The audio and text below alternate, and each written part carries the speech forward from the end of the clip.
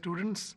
Welcome to this massive open online course on Indian economics. Today our topic is India, the next economic superpower. Now, after the completion of this module, you will be acquainted with the determinants of economic supremacy of a country. You can understand the issues relating to the possibility of attaining economic superpower by India. You can identify the reasons for such a claim, and you will also be able to critically analyze the challenges that India would face in attaining the economic superpower. So let us first indicate the basic indicators of economic supremacy of a country. The first indicator is the size of GDP, which is very important. That is, how much the GDP, the gross domestic product, the size of the gross domestic product of the economy. This is number one. Number two is the share of a particular country in the international trade and the power to influence the world price through domestic trade operations. Okay? That means whether the country is a price maker or a price taker. In international trade theory, it is often said that a country is considered to be a big country if it is a price maker, if it can influence the world price through its own trade operations. And it will be a small country if it is a price taker, that in that case it cannot influence the world price. The next important feature or the indicator of economic supremacy of a country is the domestic currency, whether the domestic currency is a key currency or not. Now, what is a key currency? Key currency is such a currency which is globally acceptable as a medium of global transaction. There must also be political and social stability in the country, and this economic supremacy should also ensure a smooth progress in different dimensions of economic development of the country. Now, there is a difference between the growth and development. The size of the GDP indicates the quantitative aspect of economic progress, and we call it growth. But economic development is a qualitative aspect of economic progress of a country. It is determined by the standard of living of the common people, say whether economic inequality has declined, whether poverty rate has declined, whether unemployment rate has declined, whether gender-based inequality has declined. All these features will be taken into account in considering whether the country has attained supremacy both in terms of growth as well as in terms of development. So, gross domestic product is no doubt is a good indicator of economic supremacy, but it cannot paper over all the cracks. Now, let us first start with a diagram showing the India's ranking in terms of the GDP size, global ranking. In 2023, in terms of US dollar, India ranks 5th among all the countries of the world in terms of GDP size. India's GDP size is about 3.74 trillion US dollar, and it is 5th ranking country, okay, ahead of UK.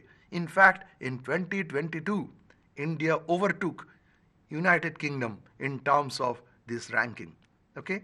Now, coming to the trajectory of the movement of India's GDP from 1981. In this figure, you observe that in 1981, according to IMF estimate, India's GDP was about $196.5 billion. And in that, at that time, India was a low-income country, less developed country, and its global ranking was 11th amongst 145 countries.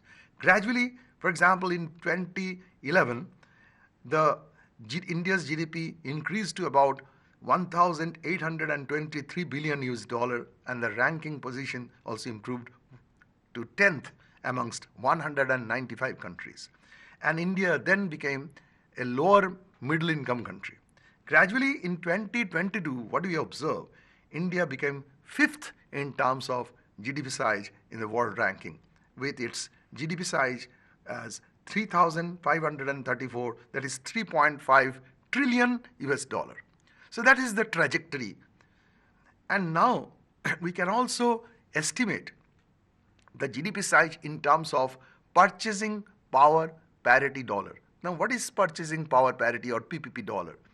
PPP dollar indicates the number of units of a country's currency which is required for buying or purchasing the same amount of goods and services in the domestic market as a dollar in the USA. For example, $1 can purchase an article which in India can be available with 40 rupees. In that case, the exchange will be $1 equivalent to 40 rupees. That is purchasing power parity. But the official exchange rate may be $1 equals to say 80 rupees, Indian rupee. So there is a difference. In terms of PPP dollar, India's rank is third in the world, and its size of GDP in terms of PPP dollar is 10.2 almost trillion PPP dollar. And it is just behind USA, and the first is China. Now coming to the GDP in US trillion dollar during 2016 to 2021, there is a movement. In this diagram, you observe, you have taken all the rank holders along with India. If you compare India's trajectory, that is the growth of her GDP during 2016-2021, it has increased from 2.3 trillion US dollar to about 2.7. Though it is much lower than that of China or US, still what we observe amongst different countries, for example, Japan, almost stagnant, for example, Germany, for example, UK, okay, compared to all these countries where the growth was very minimum, to that extent, India was fair. Now coming to the share of India in the real GDP of the world at constant price. This is very important. What is India's share? Though it is much lower compared to that of US or China, okay, or Japan or Germany, but what is important in this case is that this share has gradually increased. For example, in India, from 2016 to 2021, the share increased from about 2.9% to 3.1%. In case of USA, we observe that it is almost stagnant. What is most spectacular is that of China, which increased its share and with its second rank throughout that particular share, so far as share is concerned. Now coming to a very important aspect, that is the gap, GDP gap of India with its counterparts, other rank holders. That means here we have estimated the GDP of Japan and minus GDP of India. That is Japan minus India, Germany minus India, UK minus India, France minus India, in that way. So what we observe here, that is the GDP gap of India with Japan gradually declined. This blue bar, please see, the blue bar has gradually reducing. That means this gap was reducing, falling. In case of Germany also, the gap was falling. What is more important, that in case of UK-India difference, what do you observe? That in 2022, that gap was negative. That means that in 2022, India GDP size was more than that of UK.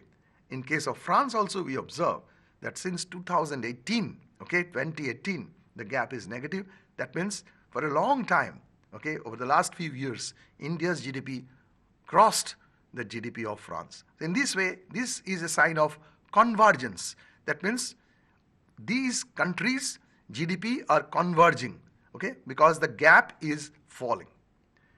Now, so far as real GDP growth per annum is concerned, we have an estimate on the basis of the World Bank estimate. Here we observe that during the COVID period, almost all these countries, India, USA, China, Japan, okay, excepting China, all these countries, along with the global average, their growth rate of GDP, real GDP, was negative. For India, it was minus 5.8. There was a recovery in 2021. India's growth, real GDP growth was 9.1, but gradually it declines. Okay, and despite this decline, in all other cases declining, world average is very low, but still India's performance, it is expected that from 2023 onwards, again India's real GDP growth will gradually boost. Now the question is, why this slowdown in the GDP growth in India? World Bank suggests that it is because of the reduced private consumption, because consumption creates a demand, and if there is a fall in demand, then production will fall, the GDP will fall. And this is because of high inflation. If there is inflation, then real income declines. If there is a real income fall, then purchasing power will fall. If there is a fall in the purchasing power, then consumption demand will fall. So far as the borrowing cost is concerned, to control inflation, our central bank, that is the Reserve Bank of India, has raised the interest rate. If interest rate is increased, for example, the repo rate is increased, then all the banks will increase their lending rate. And if lending rate is increased, then the borrowing cost for the investor will rise, so their investment demand will fall. Similarly, for the government, there is a constraint. During the COVID period, the fiscal deficit in the budget was as high as 9.2% of the GDP. But according to FRBM Act, Financial Responsibility and Budgetary Management Act 2003, okay, the government has to reduce this deficit gradually. Therefore, this is an obligation on the part of the government to reduce its expenditure. So, government consumption is also impacted by the fiscal consolidation. What is the meaning of fiscal consolidation? Fiscal consolidation, that means the government has to reduce the fiscal deficit in the budget. Still, despite all these difficulties, World Bank has projected that India will be the fastest growing economy in the coming years amongst the emerging, okay, market and developing economies of the world. So this is the fortune for India. This is the possibility of India. Now, the next one I have considered the per capita GDP of India along with other rank holders. We know that India has not only achieved the 5th rank in terms of GDP, but also its population size is highest in the world now, about 142 crore. So if your income rises, but if your family member also rises, then what will happen? The per capita will fall. Therefore, in India, obviously, the per capita income, per capita GDP is as low as 2.6, okay, thousand US dollar, that is 2,600 US dollar, and its rank was very low, 139th amongst 191 countries of the world in 2023. Okay, please see here the US was much higher. Okay, then you have UK in terms of per capita GDP, Japan. Okay, therefore it is important. The next one is the trajectory of per capita income of India. If you start from 1981, according to IMF estimate, our per capita income was as low as $274, and our rank was 133rd amongst 140 countries. Gradually it increased to $1,458 US dollar in 2011, and our rank, however, was 154th. So it was really struggling. India was struggling. In 2022, it was increased up to $2,515, and the rank was 140th. And just I have shown you that in 2023, our rank is a bit improved, 139th. So GDP may be higher, but per capita GDP may be lower because of population pressure. Now, we have already shown the GDP gap between these countries. Now we can show the per capita GDP gap and its movement during 2016 to 2023. What do you observe?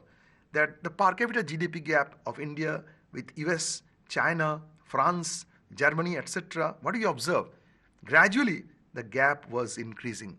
That means in case of GDP size, we observed the sign of convergence, but in case of per capita GDP gap, where there is no indication of convergence, the gap is gradually rising. But in the next diagram, what do you observe? Particularly our per capita GDP, that gap with United Kingdom and Japan, what do you observe? There is a slight reduction, okay, in terms of per capita GDP with that of UK and Japan. But if we compare our per capita GDP with world average, then that gap, okay, was increasing. Here the black, this bar diagram indicates the gradual increase, okay, in that gap. Now coming to the share in global trade, which we observed as one of the important indicators of economic supremacy. In India, the share in global trade was in the merchandise export was as low as 1.77 in 2021. But if you observe China or USA, you will find that their share was about 15%, or in case of USA, it was 7.8%. In case of Germany, it was 7.3%. So compared to these economies, India's share in merchandise export was very low. But in case of service export, India's share was a bit better. It was 4% in 2021. But in that case also, China's share was higher. Okay, Germany's share was higher, and USA it was about 12.9%. So in the share, so far as share in global trade is concerned, India is a bit say poor compared to the other counterparts. If here we have considered a trajectory, the movement of India's share in global merchandise and service trade during the decade 2011 to 2021. Here the black line shows the average in share in the world trade, India's share. Please see, if you just disregard this 2012, this outlier, you will find that it is almost stagnant. It is less than 2.5%. But in case of export, in services, India's share with this indicated by this yellow line, it is rising. If you observe the India's share in merchandise export, it is far below and it is almost stagnant. So these are the pertinent issues in terms of India's share in global trade. Now, coming to a very important aspect regarding the service trade, one important is ICT-based services, information and communication technology-based service. In case of India's share in the world trade in ICT services, India is topper. In 2021, its share was about 9.6%. Only higher than next one was China, and then it was USA. So you can find out the India's rank in so far as its share in world trade in ICT-based services. Now, if you compare, very interesting, over time period 2008 to 2021, what has happened regarding this share in ICT, global trade in ICT services? India's share was as high as 13.3% in 2010, but gradually it has declined. But see, in case of China, it was as low as 2.7% almost in 2008, and 2021, gradually it has increased to 9%. So that is one feature. However, if you observe other rank holders, for example, USA, Germany, UK, and France, their share in global ICT-based services, their share is almost falling. For example, here from 2016, the share is falling for USA, and for Germany, gradually falling, this red bar falling, this green bar for UK falling, and this blue bar for France, okay, this a bit deeper blue, this is also falling particularly. The trend is falling trend. So, but their share in the market, global market is, trade market is much lower than that of India. Now, another very important aspect of estimating the economic supremacy of India is the global innovation. There is an index called Global Innovation Index, which is prepared by World Intellectual Property Organization, and it wants to rank different countries of the world according to their innovation capability. And we know that if you have enough innovation capacity, then your power, economic power will rise. And in that particular index, there are about 80 indicators grouped into innovation input and innovation output. What are the innovation inputs? First is institution. For example, your political institution or regulatory institution in the country. There is human capital and research. How far your population, they are educated, that is what is the position of tertiary education, what is R&D application. Then there is infrastructure, very important. What is the condition of the infrastructural facilities in the country? What is market sophistication? Another indicator within innovation input. That means whether there is perfectly competitive market giving expansion of credit facilities, investment facilities, trade diversification, etc. And there is business sophistication. That is within the business world, the workers must be skilled. We call them knowledge workers. And there should be innovation linkage between sectors. So far as innovation output is concerned, the factors are knowledge and technology output. That is, whether the country is capable of creating more knowledge, creating the impact of knowledge, and how far it is possible for the diffusion of the knowledge. And the creative output, whether some intangible assets could be created, for example, the brand value, of a particular product, whether the country can innovate new products, new processes, new creation. Almost, for example, the online creativity is also included here. Now, this is a relationship. A relationship in this diagram is shown between the GDP per capita in terms of PPP dollar and the GII score, that is Global Innovation Index score. We find a positive correlation. This is the estimated line, a positive correlation. And any country, this is called bubbles. If the bubble is above this estimated line, that means that country is performing well in terms of their GII, innovation. In India, it is above the line, so India is performing well, compared to their GDP. So compared to the GDP level, the estimation that India should be on the line, this estimated line, but India is above it. And we hope that India can progress more farther. Now, what is the position? In 2021, India's rank was first among the 10 economies in Central and Southern Asia in terms of GII. India ranked second among 34 lower middle income group of economies in 2021, and India's global rank was 46th amongst 132 countries which are considered by the World Intellectual Property Organization in the construction of GII. Now, India's rank in GII gradually improved. Please see, from 52 up to 40 in 2022, rank is 40th. And in case of innovation input rank and innovation output rank, the output rank was better than innovation input rank, and it gradually improved. Now, further decomposition can show you the factor-wise ranking. Here we observe that so far as market sophistication is concerned, India's rank is better. But so far as infrastructure is concerned, India's rank is not very suitable. That means India must develop its infrastructural facilities for further growth. And there is one important investigation, that is on the basis of ICT-based export, which we have already indicated. As a percentage of total trade, India's score-based rank was first in the world.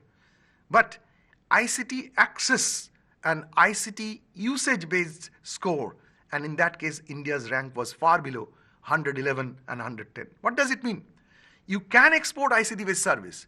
You may have talent, but for the general people living in the rural area, several people, they may not have access in that particular service. They may not use properly that service. So that is an indication of digital divide. So we must take proper as a measure to overcome this problem. Now, artificial intelligence adoption. IBM Global AI Adoption Index suggests that India Different companies, they are adopting at a fast rate. Please see, in India, 57% adoption rate. And they are exploring, they are now taking research works, 27% rate. Very close to China. That means in India, artificial intelligence adoption rate is very high. And in near future, India must progress in this particular field. Okay? And that may also add to its quality for economic supremacy. Now coming to the non-monetary index of economic progress of a country in terms of HDI, Human Development Index. This index is prepared by UNDP, United Nations Development Programme, on the basis of not only per capita income but also the health and education considerations. India's rank was very low, 132 in 2021 amongst 191 countries, compared to Germany or UK or Japan, USA, France and China. India was far below and the score was also very low. So a country may grow, you may have a big GDP size, but you may not develop in terms of human development. So far as the trajectory of the movement of HDI is concerned, please see here, during 1990 to 2019 or 2018, gradually HDI score has increased. But recently, please see, the score is receding. So when your country is having 5th rank in GDP size, its human development score is falling. So you must be very careful while claiming that I am the superpower. Okay, when you want to become the superpower, you must not only consider GDP size, you must also consider your human development score. Now coming to the difference in your per capita GNP based ranking and human development index based ranking. For example, say in case of USA, France, China, India in 2021, this difference was negative. What does it mean? It means that in case of India, for example, in terms of per capita income, world ranking of India was 126th. So 126 minus 132. What is the result? Minus 6. So minus means India is performing well in terms of income, but not well in terms of quality of life, standard of living, human development. This is very important in terms of placing your claim for being an economic superpower. Now, inequality in the distribution of income is also increasing. In 2021, we find that the richest 10% of our country, they have a share in income, okay, a 57% share. But our bottom 50%, the poor people, they have only 13% share. So this inequality can also indicate the development. The country is not considered as a developed country if there is high inequality in the distribution of income. And please see, during 1951 to 2021, this is the time series data on the basis of World Inequality Report. What we observe that during the post-reform period, this blue line shows the proportion of the top 10%, the richest 10%, their share in the per capita national income, and this red line shows the share of the bottom 50%, and this distance is rising. Okay, that means inequality in the distribution of income has increased. Gender Development Index is another index of development which shows the gender gap in terms of human development, and if that gap is higher, your score will be lower. Okay, so India score is very low in terms of gender development. That means there is gender disparity in terms of human development indicator. Again, we can consider gender inequality index, and gender inequality index, it is also prepared by UNDP. It is based on 3 indicators: reproductive health, empowerment and labor market.